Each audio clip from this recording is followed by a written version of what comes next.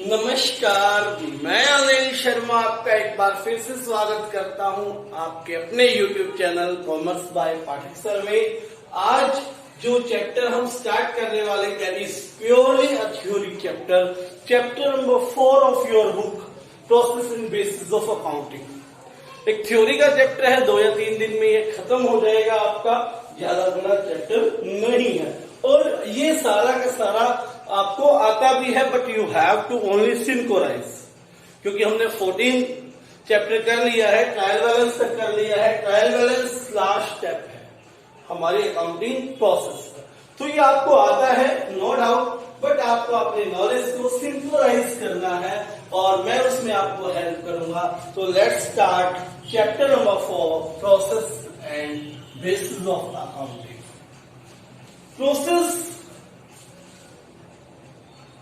हम आज करने वाले हैं अकाउंटिंग प्रोसेस, दूसरा है इसमें बेसिस ऑफ अकाउंटिंग, ये हम कल की वीडियो में करेंगे। तो आइए स्टार्ट करते हैं।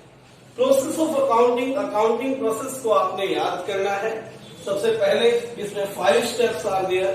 First is identification of transactions, second one is preparation of vouchers, third one is recording in books of original entries, fourth posting to ledger, and fifth one is preparation of trial balance and financial statement। ये सारे के सारे आसानी से आपको याद हो जाएंगे। तो देखिए पहले स्टेप को एक्सप्लेन करना, आइडेंटिफिकेशन ऑफ ट्रांजेक्शन। आइडेंटिफिकेशन का मतलब पहचान करना।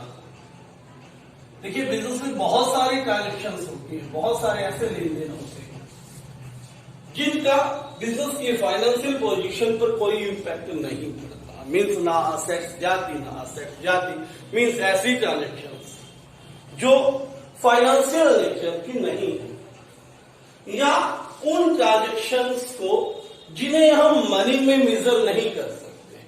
हमने 2 प्रिंसिपल्स भी पढ़े थे, है ना, money measurement concepts and recording of only financial natures items.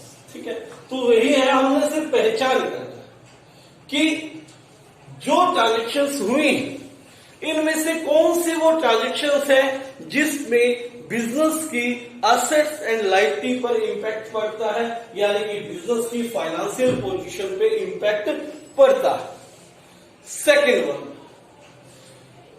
ये देखना कि वो ट्रांजेक्शन मनी मेजरमेंट है या नहीं है, यानी कि उसको हम मनी में मेजर कर सकते हैं या नहीं करते, हम मनी में काउंट कर सकते हैं या नहीं कर सकते। ठीक है, तो किसी भी ट्रांजेक्शन्स को रिकॉर्डिंग करने से पहले हम ये पहचान करेंगे कि वो मनी मेजरेबल है या नहीं है, मनी मेजरेबल है या नहीं है, फाइनेंशियल नेचर की है अथवा नहीं। और मनी मेजरेबल और फाइनेंशियल नेचर की होगी तो there must be a source document, एक सोर्स डॉक्यूमेंट होना चाहिए। What is source document? Source document में बी कैश मेमो, जब आप कोई सामान खरीदते हो या बेचते हो तो आपको कैश मेमो, रसीद, bill, purchase invoice, sale invoice, है ना, चेक, कुछ तो देता है ना, कोई तो डॉक्यूमेंट होता है जो आपको इस ट्रांजेक्शन को सपोर्ट करता है। यानी कि यदि आपको अपनी कोई ट्रांजेक्शन बुक्स में रिकॉर्ड करनी है तो you must have source document. ठीक है, आपके पास सोर्स डॉक्यूमेंट होना चाहिए, तभी आप उसको अगर फ्यूचर में कभी जरूरत पड़ी तो लो के सामने आप प्रेजेंट कर सकते हो एज ए सोर्स डॉक्यूमेंट इस चीज। ठीक है बात, तो आपके पास सबसे पहले काम क्या है, ट्रांजेक्शन्स को आइडेंटिफाई करें, मनी मेजरेबल है, फाइनेंशियल नेचर की है, फिर सोर्स डॉक्यूमेंट अवेलेबल है या नहीं है। बहुत सारी ट्रांजेक्शन होती है, जैसे टैक्सी का बिल पे किया, that is not source document, नहीं बन पाता। तो ऐसी ट्रांजेक्शन्स के लिए भी कोशिश करें रिसिप्ट हो, अगर नहीं है तो हमारा सेकंड स्टेप है preparation of voucher. What is voucher? पहला क्वेश्चन यही है, व्हाट इज वोचर? वोचर क्या है? वोचर के बारे में मैं बताऊं, it is also printed document. हर दुकानदार एक प्रिंट अपने नाम के अंदर प्रिंटेड डॉक्यूमेंट्स बना के रखता है। जैसे आपकी सेल्स इनवॉइस होती है, प्रिंटेड होती है, वैसे ही प्रिंटेड डॉक्यूमेंट है अपने नाम से हर दुकानदार बनवाएगा। उसमें मेंशन होगा कि which account is to be debited and which account is to be credited. इस प्रिंटेड डॉक्यूमेंट में क्या मेंशन होगा? विच अकाउंट इज डेबिटेड, कौन सा अकाउंट को डेबिट किया जाएगा, and which account is to be credited, कि कौन से अकाउंट को क्रेडिट किया जाएगा। ठीक है बात? यानी कि हमें इस सोर्स डॉक्यूमेंट से एंट्रीज को सबसे पहले वोचर से उतारना, ये लिखना है कौन सा, या इसमें क्या लिखा मिलेगा आपको कि कौन से अकाउंट को डेबिट किया जाएगा, कौन से को क्रेडिट किया जाएगा।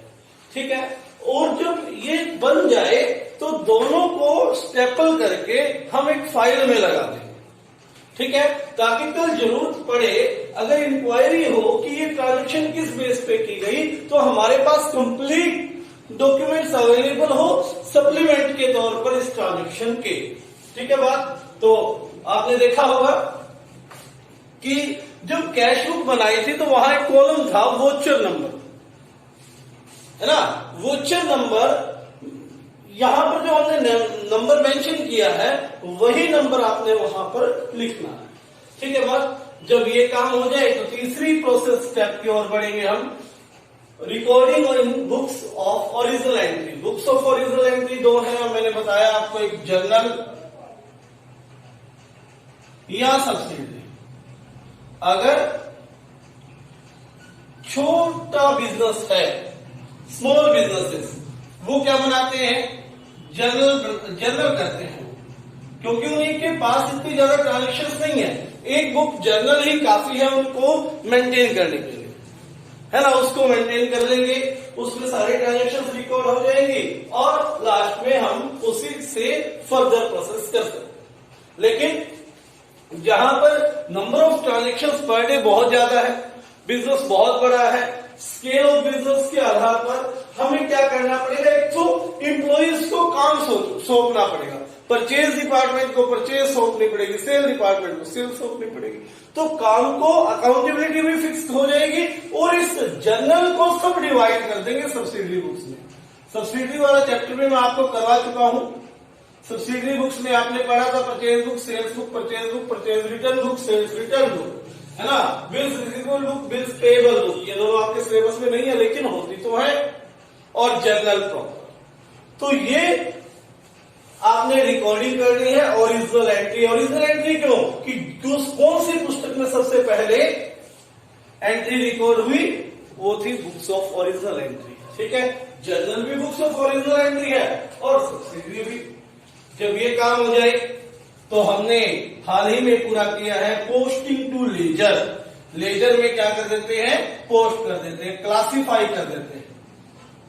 लाइव लेजर की ट्रांजेक्शन्स को हम अकाउंट्स में क्लासिफाई कर देते हैं। तो लेजर क्या है? Ledger is a book where we find all the accounts, जहां पर हम सारे के सारे अकाउंट्स को पाते हैं। लाइव लेजर की आइटम्स को एक अकाउंट में हम क्या करते हैं? रिकॉर्ड करते हैं। इसी को हम पोस्टिंग टू लेजर करते हैं। पूरा चैप्टर हम पढ़ चुके हैं, तो इसकी डेफिनेशन मैंने आपको बता दी है, कैसे क्या करना है वो आपको ऑलरेडी आता है अगर आप साथ साथ काम कर रहे हैं। तो preparation of trial balance and financial statement, ledger बन गई। लेजर के बाद टोटलिंग और बैलेंसिंग होती है। आप सभी को मैंने सिखाई थी, एक स्पेशल वीडियो थी टोटलिंग एंड बैलेंसिंग के ऊपर। उन बैलेंसेस से ट्रायल बैलेंस तैयार किया जाता है। पिछला ही चैप्टर जो हमने पूरा किया वो ये है। ट्रायल बैलेंस तैयार हो जाएगा। ट्रायल बैलेंस आपकी इस सारी प्रोसेस की एक्यूरेसी को जांचता है कि ये प्रोसेस आपने एक्यूरेटली की है या नहीं की है। मैथमेटिकल एक्यूरेसी, अर्थमेटिकल एक्यूरेसी से हमें पता लग जाती है। ट्रायल बैलेंस टैली हो गया तो हमारा हम ये मान के चलते हैं पिछला जो काम है वो सही है, ओरिजिनल एंट्री का और लेजर का। फिर ट्रायल बैलेंस के आधार पर हमें बनाना होता है trading and profit and loss account. एक फिक्स पीरियड के लिए, एक फिक्स पीरियड, एक साल का जो पीरियड होता है उसके लिए trading and profit and loss account तैयार किया जाता है। Trading and profit and loss account जो है यह अकाउंट हमें बताएगा ग्रोस प्रॉफिट कितना है या नेट प्रॉफिट कितना है या साल भर में हमें नेट लॉस हुआ। उसके बाद बैलेंस शीट, फाइनेंशियल पोजीशन हमें बताती है बैलेंस शीट की फर्म के पास साल भर के बाद कितनी एसेट्स है, कितनी लाइबिलिटीज है और बैलेंस शीट में कैपिटल कितनी है। ये सारी की सारी चीजें आपको बताई जाती है किसके द्वारा, बैलेंस शीट के द्वारा। ठीक है, बैलेंस शीट आपको ये बता देती है कि किस तरह से आपने काम किया और जो आपकी आज के दिन असेट्स है वो कितनी है, कौन कौन सी असेट्स आपके पास अवेलेबल है, कौन कौन सी लाइबिलिटी है, आपकी फाइनेंशियल पोजीशन कैसी है, साउंड है या अनफेवरेबल। ठीक है, उसके बाद मैं कह सकता हूं और भी कुछ हम कर सकते हैं। क्या कर सकते हैं भाई, इंटरप्रिटेशन या कम्युनिकेशन द रिजल्ट्स। अकाउंटिंग एक इंफॉर्मेशन सिस्टम है जिसमें हम रिजल्ट करते हैं कम्युनिकेशन को। ये रिजल्ट्स को कम्युनिकेटिंग करना भी हम पॉइंट्स बना सकते हैं, लेकिन आपकी बुक में ऐसा नहीं है तो मैं यहीं पर आपको कहूंगा यहां तक ही याद कर लीजिए। धन्यवाद, आज के लिए इतना है।